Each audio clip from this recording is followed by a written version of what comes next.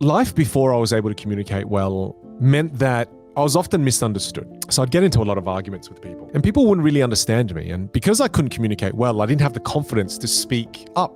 So when something would go wrong in a relationship, when something would go wrong in a friendship, I'd be conflict avoidant because I knew I wasn't good at conflict because I didn't have good communication skills.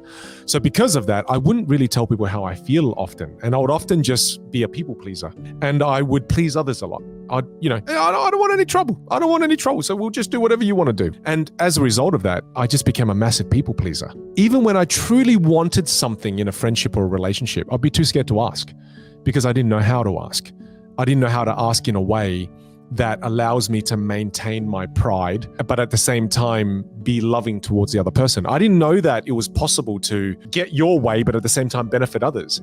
I just thought that the best way to benefit others is to purely just benefit other people and then just put yourself last. And then I started to resent people a lot after a while.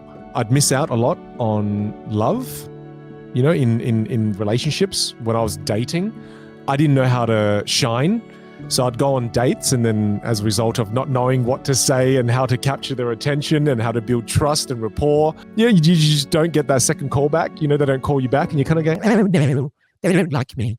I'm ugly. And then you just kind of go down that path. Another thing I would say is I'd miss out on a lot of career opportunities.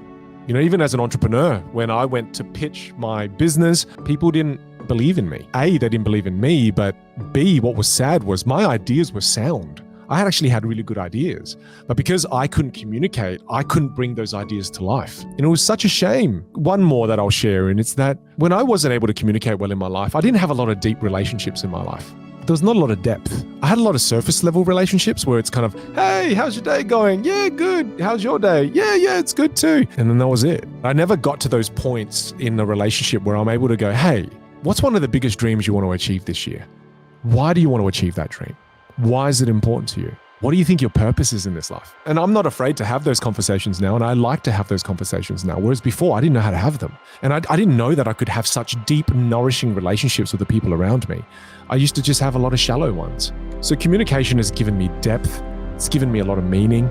It's allowed me to shine really brightly in my career as an entrepreneur. It's allowed me to navigate really difficult conversations and allow me to stand up for myself and not be a doormat. It's changed my life. I think that's one of the reasons why I teach it. I find that we tend to teach the very thing that has brought about the most significant change in our own lives.